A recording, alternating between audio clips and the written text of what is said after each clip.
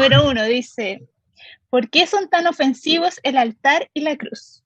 ¿Para el creyente o el no creyente? Porque la vi como muy general. O sea, en el texto yo lo Es que yo, puedo Delimitar a los impíos. También opino a lo los mismo. impíos, ¿verdad? Sí. Bueno, cuando lo veo de tal forma así a los impíos, es que no pueden aceptar un Dios que sea totalmente justo, en que Él ha dado sus mandamientos y cuando uno transgrede esos mandamientos del soberano, debe haber una paga. Eso me recuerda también a Ambrosio, cuando él decía de que, o sea, de un Dios tan todopoderoso, un Dios eh, tan fuerte, por así decirlo, hacer una transgresión contra él requiere también la paga también de una ofrenda o satisfacer soberanamente a un Dios que es también soberano, ¿no? Entonces, al ver este tipo de representación en el altar como un sacrificio, ahora lo que son impíos van a decir como que esto es injusto, pues, porque quieren tapar esa verdad de alguna manera y quieren hacer su propia ley, hacer su propia verdad. Entonces, creo que también tiene que ver también con los mismos creyentes. Y bueno, eso lo vamos a ver más adelante, pero básicamente es como ir a esas mismas categorías que tiene la persona que no es creyente y ver la exigencia que tuvo que pagar el Hijo de Dios y dejarla hasta ahí, pues no ver esa parte, sino solamente como un aspecto de estoy salvo y nada más. Y no quieren ver el otro aspecto que requiere como la exigencia de la ley. Y igualmente, por ahí mismo la cruz ya no va a tener el mismo peso porque solamente se le ve como un punto en que me salvó y no se requiere más nada de esa persona que se le salvó. Y así va a afectar a todas las otras áreas de la vida. Y creo que poco a poco se va desmeritando, ¿no? yo lo que veo es que en realidad el altar y la cruz elimina, destruye ese ego, porque ahí el altar y la cruz nos muestra lo que nosotros merecíamos, la muerte. Entonces, yo creo que por eso es como ofensivo, ataca nuestro ídolo, que somos nosotros mismos. Sí, muestra que Dios, obviamente por ser justo, pues exigía un sacrificio de acuerdo a nuestro pecado, a nuestra maldad, que es precisamente la pena de muerte reflejada en Cristo. Que pues sí, el altar, la cruz, muestran lo mismo, la necesaria expiación de nuestros pecados por alguien sin culpa, un santo. Pero pues aquellos que no confían en el sacrificio del Cordero de Dios van a tener que pagar por sí mismos, ¿no? Ándale, confirmo igual con cada uno de ustedes por la mentalidad de se ofende a lo mejor por el derramamiento de sangre que debe haber. A lo mejor para la mentalidad secular es más fácil un perdón sin condición, un perdón sin un pago, sin sufrir o sin ciertos requisitos, ¿no? La mente secular está acostumbrado a que sea por derecho. Entonces, por ahí puede que haya un costo, que haya un derramamiento de sangre para recibir redención, puede ser también. Le parece ofensivo por la costumbre de recibir perdón por derecho y no por misericordia, ¿no? ¿Cómo limita el significado del altar el significado de la cruz? Sí. ¿Cómo se puede preguntar de otra forma? No entiendo muy bien. ¿Cómo el significado del altar limita el significado de la cruz? O sea, cómo necesariamente ambas definiciones se unen. Yo digo que es como, sí, en lo que sucede, ¿no? Sí, es eso, que el hecho de que el altar haya sido para expiación, también la cruz, la entiendo Y así. también se podría entender en el sentido de que, o sea, la comprensión antigua versus, o sea, la sombra o ahora lo que se ve en la cruz, ¿no? si se mantiene con el mismo pensamiento en el Antiguo Testamento. Ujú. Y también se puede hacer el contraste que muchas personas tienen. En su momento también lo mantenía yo. O sea, si el altar se ofrecían sacrificios para remisión de las faltas que tenían las personas en el Antiguo Testamento, ahora cómo se cumple todo esto en la cruz perfectamente. O sea, si se mantiene el mismo concepto del antiguo y se sigue manteniendo con el nuevo, obviamente va a limitarlo, porque tuviéramos que estar constantemente haciendo sacrificios y solamente quedaría hasta ahí, creo. Lo que estábamos mencionando, me acuerdo en el video anterior, el hermano Sáez fue de que hacían todas estas clases de obras, pero cuando estaban, por ejemplo, que tenían que echar a los que eran idólatras, que no tenían que permitir todo este tipo de actividades que hacían los paganos, se hacía, pues, hacían todos los sacrificios, pero seguían ese tipo de comportamiento.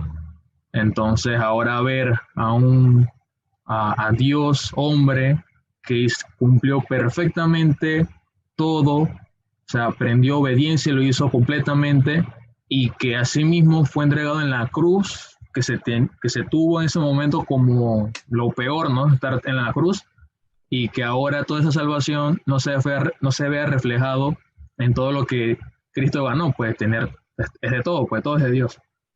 Entonces, si se mantiene un pensamiento del Antiguo Testamento y la misma práctica que se tenía en el Antiguo Testamento, haciéndolo mal, obviamente, se limita a lo que ahora tenemos con Cristo, lo que ya tenemos hoy gracias al Espíritu Santo y todas estas cosas.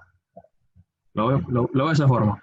Entonces, limitar, ¿no? El Nico más o menos lo vio en el enfoque de que se puede, entendiendo el altar o la necesidad de un cordero, se puede entender el sacrificio de Cristo en el sentido de sombra y cumplimiento, ¿no? Y también la otra vista de Alzola, que también entra en la pregunta, es que si nos limitamos solamente en la sombra, que el cordero requería, la persona, perdón, requería sacrificio tras sacrificio, entonces quedarnos solamente en esa perspectiva, el sacrificio de Cristo a lo mejor no lo vamos a entender completamente. Más o menos así han respondido, ¿no? Ujú. Sí, pues entra en las dos la respuesta, o sea, podemos verlo en esos dos enfoques.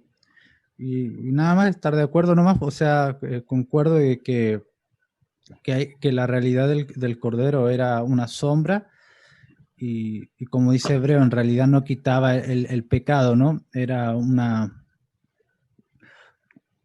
sombra, ¿no? O sea, no satisfacía la ira de Dios en sí, era como una prerrogativa, no sé cómo se podría decir, que extendía, ¿no? Las misericordias. Dios lo requería por algo, ¿no? Dios lo requiere, pero como dice el autor de Hebreo, ¿no? Eso tenían hasta un cierto tiempo hasta que llegara el Mesías con el cumplimiento del sacrificio.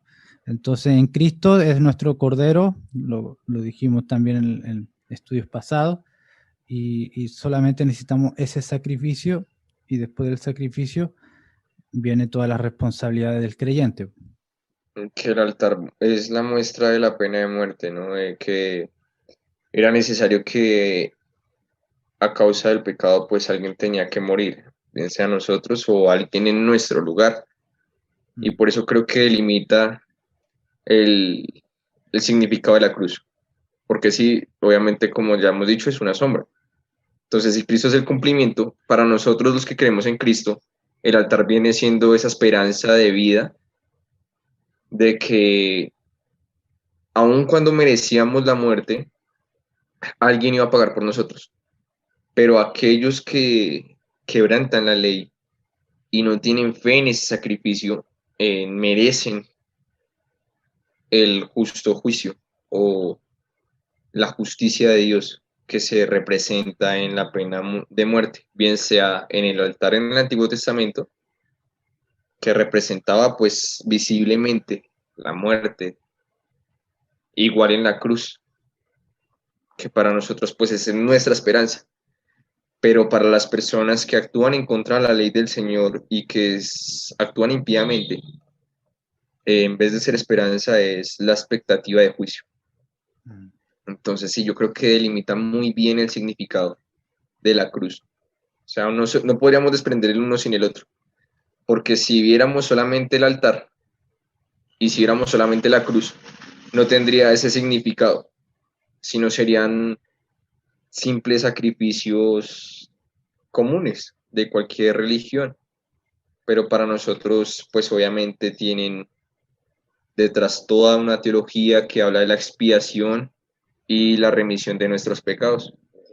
El sistema de sacrificios era muy visual. ¿Qué representación visual de Cristo como Cordero de Dios tenemos hoy?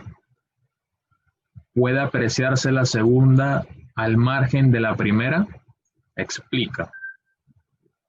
Y remarca un visual en grande.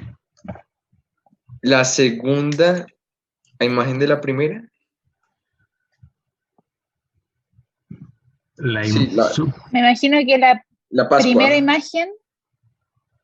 ¿Y la Santa Cena, quizá?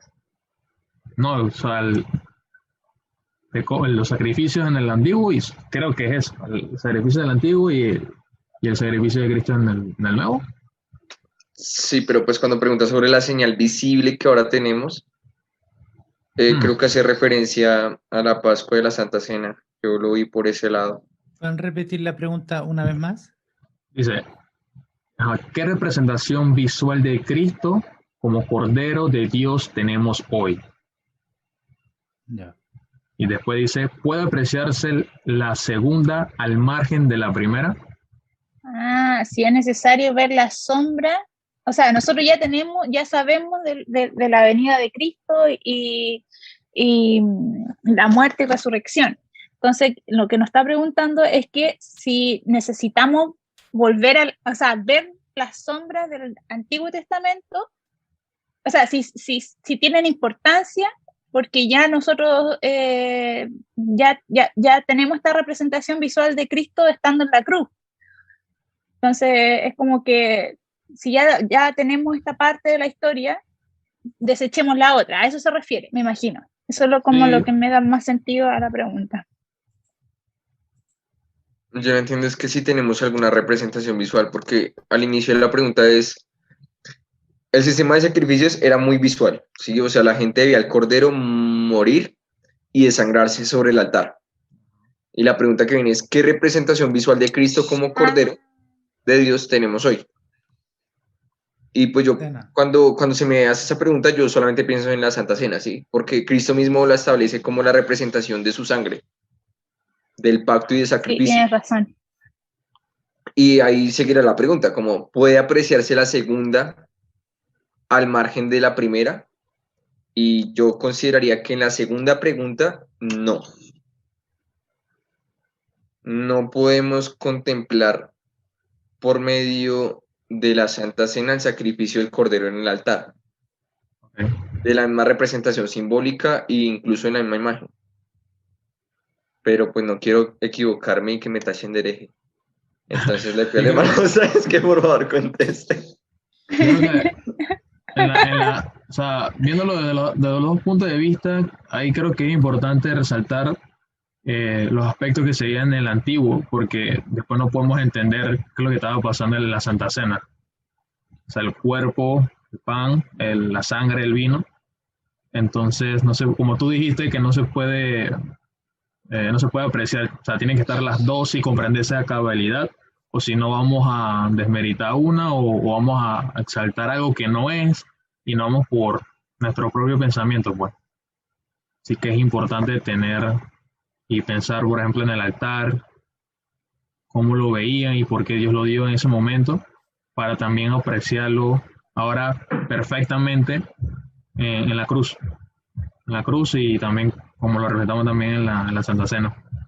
Porque eso lo estamos viendo también anteriormente en las otras reuniones, ¿no? De la Pascua, por ejemplo, de que si solamente se tiene un concepto errado o cómo acercarnos a Dios, un concepto errado de quién es, cómo se veía en el Antiguo Testamento y por qué lo hacían, todos los requerimientos, todo lo que Dios mandó explícitamente, y que si no lo hacían, podían morir y murieron bastante, entonces se va a opacar esto o se va a tener como otro Dios porque no estamos haciendo explícitamente lo que Dios dio. Okay. Sí, o sea, la parte visible del sacrificio es, como dicen ustedes, ¿no? La nueva Pascua, la cena del Señor. La cena del Señor.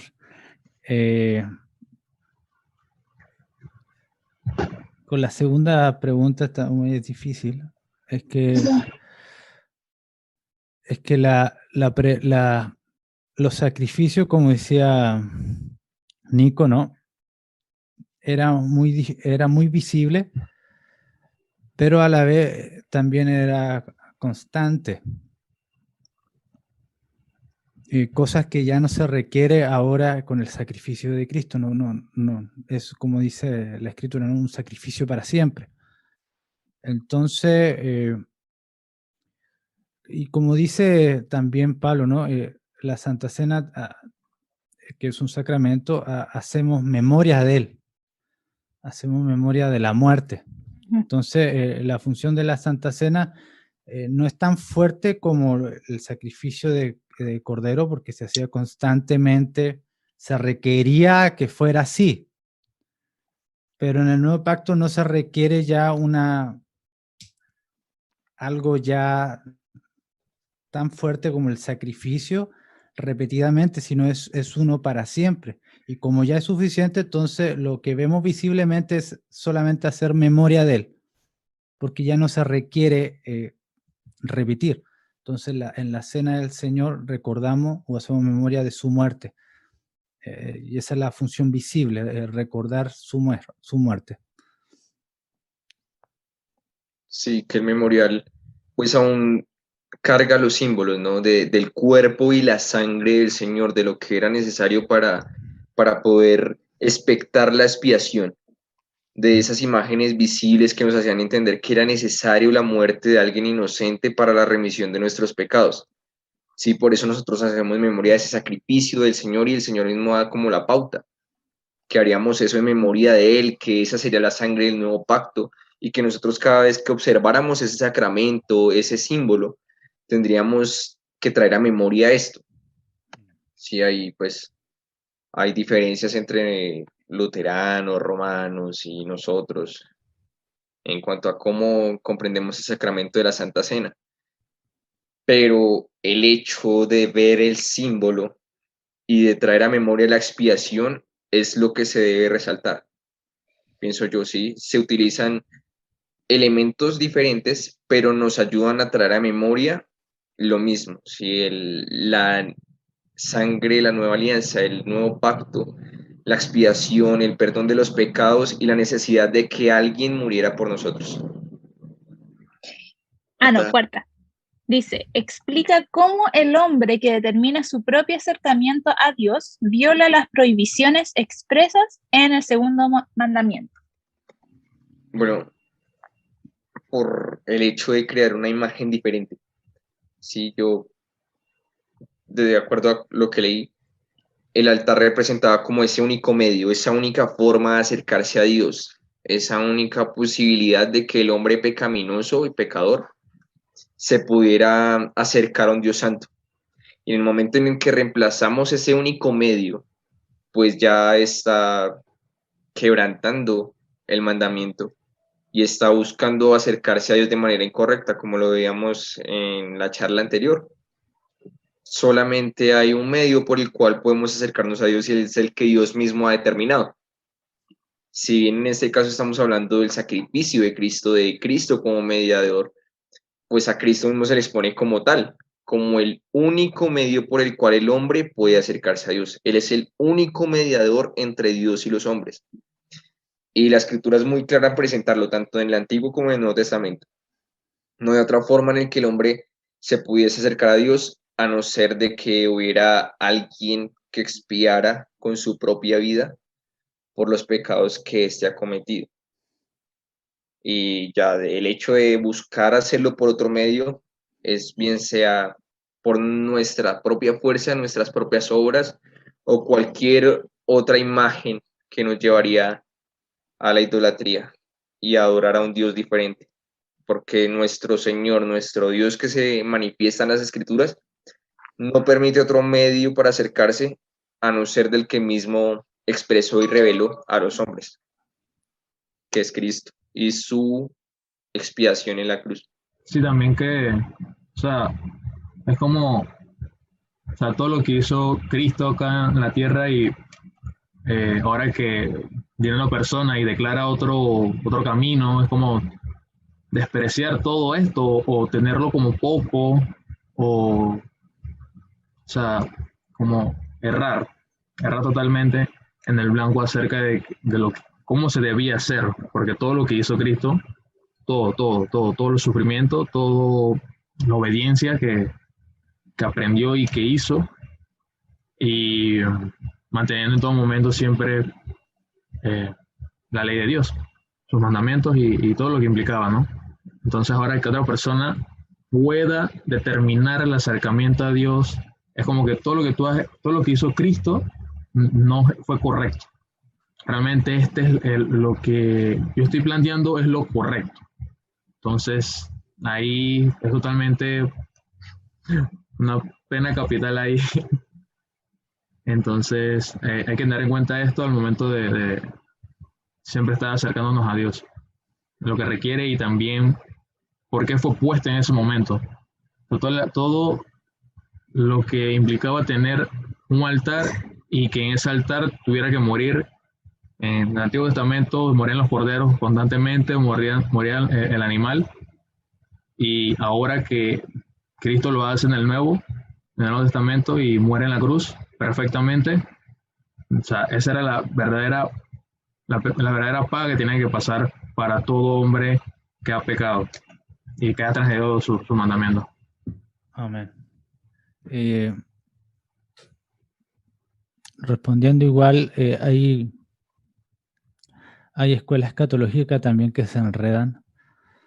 Podríamos decir el dispensacionalismo clásico, que ve el Antiguo Testamento o el pueblo de Israel salvándose por medio de la ley, cosa que de alguna manera ya están denigrando el concepto que es por gracia, por sacrificio, por la misericordia de Dios. Entonces no había un concepto de salvación por ley o un camino a llegar a Dios por nuestro propio sacrificio o rectitud.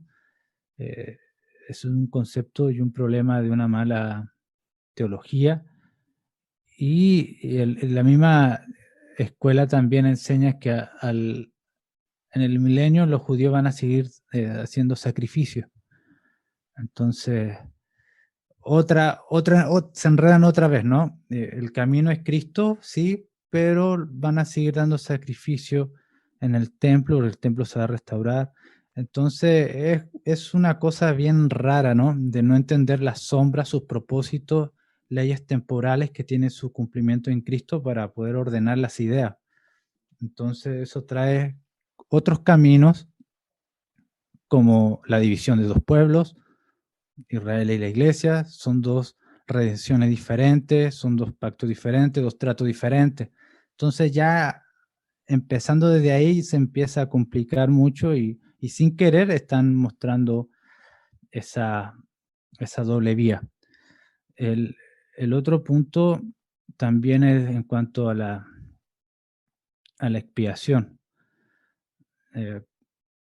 ¿Cómo la relaciono? Es que esto lo teníamos en mente. La pregunta, ¿cómo era? Se me va la pregunta.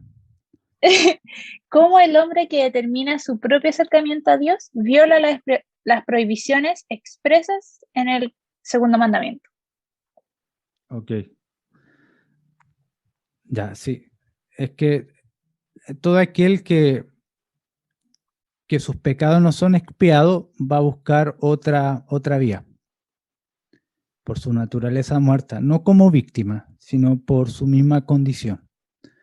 Porque la expiación ya fue efectuada por todos los pecados de un pueblo, de una predestinación.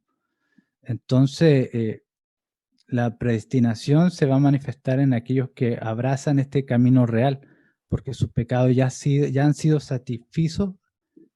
por Cristo, por la ira de Dios, y aquellos que no están en la cruz, porque acá estoy hablando en un contexto de expiación limitada, no participan de esa sangre, no participan de esa expiación, ellos van a buscar otro camino, van a buscar otra vía, y obviamente se van a rebelar contra el orden de Dios, pero hay que verlo como la depravación, ¿no? Parte de la depravación de buscar otra vía, y no como víctimas, sino como culpables, como Dios los declara. Eso. Dice, a las 5. ¿Es correcto decir que Jesús recibió la pena capital? Si es así, ¿cuáles son las implicaciones? Si no, ¿cuáles son esas implicaciones? Del sí, si es sí, o, ¿cuáles son las implicaciones y del no? Claro que Jesús recibió la pena capital. Confirmo. Absolutamente sí. La Listo. gracia no invalida la ley. Cristo mismo vino a cumplir la ley, a hacer el sacrificio por nosotros. Y si Cristo no hubiera recibido la pena que nosotros merecíamos, que era la pena de muerte, pues no tendríamos salvación, no habría fe, no habría esperanza. Y si negamos que Cristo recibió una pena capital en la cruz, estaríamos negando nuestra salvación, estaríamos negando absolutamente el plan de redención de Dios. Entonces, creo que hay un grave problema en negar la pena capital, porque la asociación que trata de hacer Rushdie en esto es que la pena capital no se invalida en la gracia, sino que es una viva representación de que es necesaria la justicia, ¿sí? Y lo muestra el amor cuando esas personas que tratan de empatizar en que perdonar a un violador, a un asesino, es perdonarle la vida, yendo en contra de la ley de Dios, lo que hacen es amar al maligno, amar al impío, al malhechor, al pecador, y odiar a la víctima. Entonces, jamás podríamos negar que Jesús lo que hace es validar la pena capital. Jesús está pagando por nosotros un precio que nosotros merecíamos por quebrantadores de la ley. Entonces el hecho aquí, el tema que venimos a hablar es, la pena capital no se abroga, sino más bien se muestra la necesidad que hay de ella. Y pues para nosotros es motivo de salvación, motivo de esperanza, pero para los impíos es de juicio. Cristo sí pagó. Cristo vino a redimirnos de la maldición de la ley. Él se hizo pecado por nosotros. Él tuvo que morir. Es una realidad de nuestra fe. Él derramó su sangre por nosotros. Y es un hecho que los impíos no ven bien, los paganos no ven como algo bueno. Por eso les duele, les produce ira, no les agrada saber que es necesaria la justicia a causa de un Dios santo, que un Dios santo va a exigir que un pecador pague por sus actos pecaminosos. Entonces, está mal decir que Cristo no pagó una pena capital, porque sí lo hizo. Y era necesario que lo hiciera para la redención de su pueblo escogido. Y el que lo niegue simplemente está negando su salvación, está negando la palabra y lo que vino Cristo a hacer, ¿sí? Él vino para dar su vida en rescate por muchos. Él es el único mediador, el cordero sin mancha, el cordero que quita el pecado del mundo. Y hablando en esos términos, cuando hablamos del altar, estamos hablando de sacrificio. Y cuando hablamos de Cristo como un hombre, estamos hablando de alguien que pagó la pena por nosotros. Es imposible eludirlo, es imposible evadirlo porque Cristo con su sangre pagó por nuestros pecados. Y este es el amor en que aún nosotros siendo pecadores, Cristo murió por nosotros. Sí, Dios es un Dios de justicia, que en su ley declara que es necesario que ciertas personas que quebrantan su ley haciendo actos aberrantes frente a sus criaturas, necesariamente tengan que pagar con su vida. Entonces es algo que no podemos evadir. Y si quitamos la pena capital, lo único que vamos a hacer es permitir la maldad, aprobar a las personas que cometen actos malos y necesariamente ser eh, injustos con las víctimas. Por eso el amor se manifestaría en darle al malhechor su merecido y a las víctimas justicia. Y no podemos evadirlo. Cristo pagó con su vida. Y esa es nuestra esperanza y nuestra salvación. Confiar en su sacrificio. Amén, amén, hermano. Claro, porque, o sea, viendo, o sea, si se comienza a decir, por ejemplo, se responde de forma negativa, entonces, lo que es correcto decir que Jesús recibió la pena capital, uno dice que no. Entonces, está diciendo básicamente que lo que Dios había dado para cumplimiento, realmente no hay ningún tipo de rigurosidad o o sea, justo. Su justicia se va deteriorando. No, ahora, no sabemos ahora qué es justo y qué no, porque si Dios dijo, el que, el que transgreda mis mandamientos va a morir o será muerto, y que ahora pasara todo esto y Cristo murió, se supone que, o sea, Cristo murió por la paga del pecado, entonces ahora como que queda, ¿en qué queda eso, no? Se volvería un Dios mutable, ya no podemos percibir qué es justo y qué es injusto, se va deteriorando todo. Y un claro ejemplo que podemos ver en la escritura lo vemos, ¿no? Pero también, para el que nos pueda escuchar o lo que nos pueda ver, cuando lo vemos en la sociedad, cuando vemos, por ejemplo, todas estas leyes que se hacen y al mismo que está arriba, si se supone que tiene que ejercer la ley, comienza a dar excepciones o no solamente excepciones, sino que se dice que se va a castigar, pero al final no termina la persona castigada y sale con la suya. O tal vez castigada y al momento ya después pasa un tiempo y ya queda nuevamente libre y sigue haciendo sus fechorías, pues. Entonces, cómo se va deteriorando la misma sociedad, la misma vida, se va deteriorando y ya no hay ni confianza, la gente vive con temor, la otra que no vive con temor ya vive corrupta, pues, o sea, ya no le importa y se va deteriorando todo. Entonces, respondiendo, si alguien quisiera responder que no. Otro punto que puedo resaltar es que me he encontrado a veces con personas que, o sea, manteniendo una teología obviamente dañina, he visto, por ejemplo, lo que es de la teología liberal, si no me recuerdo, o sea, propuesto, o es como una fusión, algo así como marxismo y teología, creo que lo he visto más en católicos romanos, pues, porque comienzan ahora a decir como que no, que la ayuda al pobre y eso significa que Cristo vino por el pobre y más nada y hasta ahí, y, y nada más se enfocan en eso, ¿no? Y quitan todos los requerimientos de los mandamientos y todo lo que Dios exige de su creación, ¿no? Entonces se va aceptando todo este tipo de pensamientos y termina aceptando más bien este tipo de filosofía marxista y que comienza a deteriorar también la misma sociedad. Pues dice que ya he visto hasta comentarios como diciendo que Cristo incumplió con la ley para aceptar a las personas que eran pobres, a las prostitutas, por ejemplo. Entonces, como, ¿qué pasó ahí? Son las implicaciones de aceptar un no en este punto de la pena capital. Cristo murió en el altar, Cristo murió en la cruz, que diga, por todo esto lo que demandaba el cumplimiento, ¿no? Entonces, ahí más o menos podemos ver qué es lo que implica decir un no en esta parte.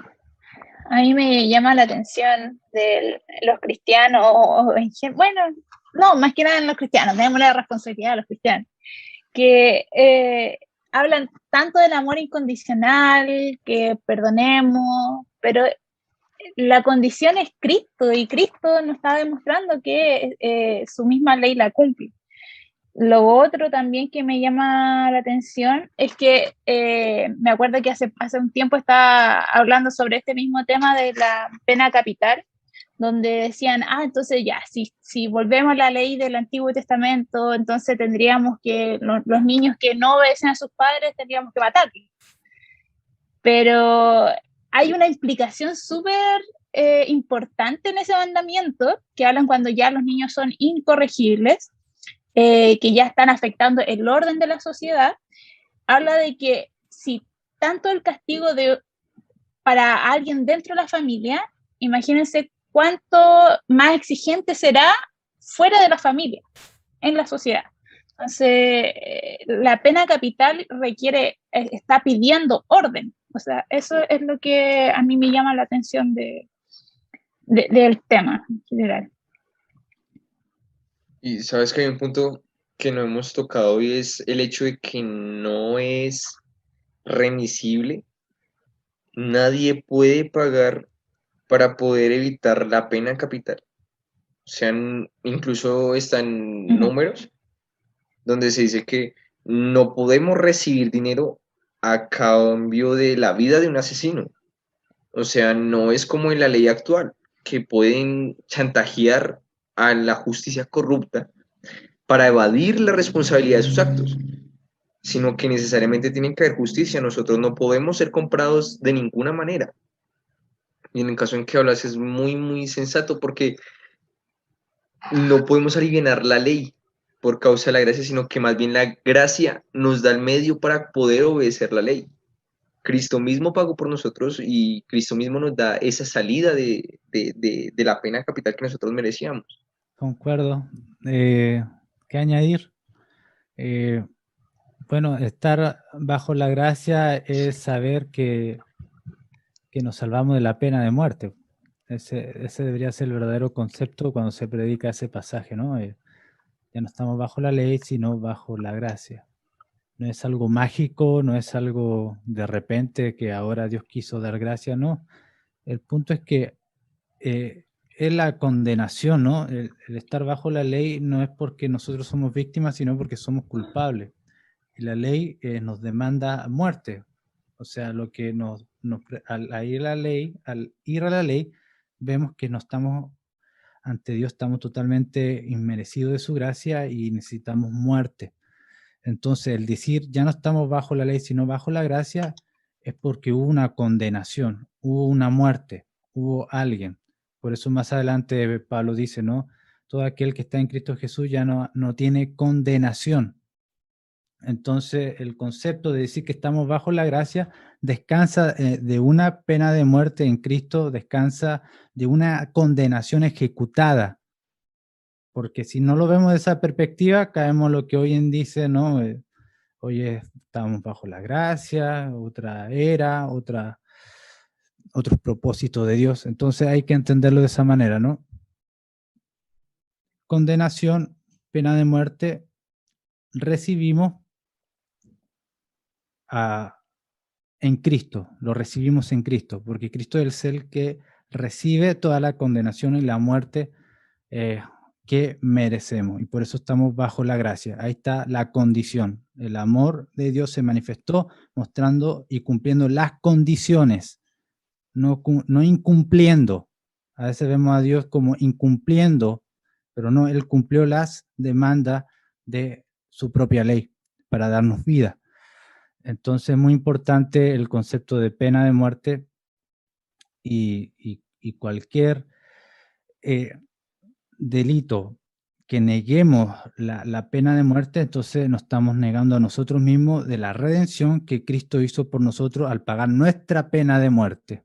Entonces no podemos negar a uno y a nosotros en Cristo decir sí. No, es sí en todas las condiciones. Cristo la llevó por nosotros, o cualquier criminal que haga un delito de pena de muerte le merece pena de muerte, porque a la hora de ir en contra de esa condenación estamos yendo contra lo que hizo Cristo por nosotros. Entonces es lo que marca Rushdoony en ese último capítulo. Y igual, aclarar igual que si un criminal se arrepiente, tiene la gracia de Dios y Cristo murió por él, pero hizo un pecado de pena de muerte, eso no anula la ejecución de su castigo. Al contrario, tiene que asumirla ante los ojos de los hombres, ante la comunidad, ante la justicia entre los hombres, bajo Dios, se debe hacer. O Cristo pagó por nosotros o nosotros vamos a pagar, y aún estando en Cristo, si decidimos confiar en Él y pecamos de tal manera que merecemos la ley, no hay manera de eludir las consecuencias. Exacto. La pena capital no se invalida por medio de la gracia, sino que más bien la afirma. Cristo murió necesariamente, Él afirma la pena capital. Ujú. Amén. Amén. Excelente. Amén.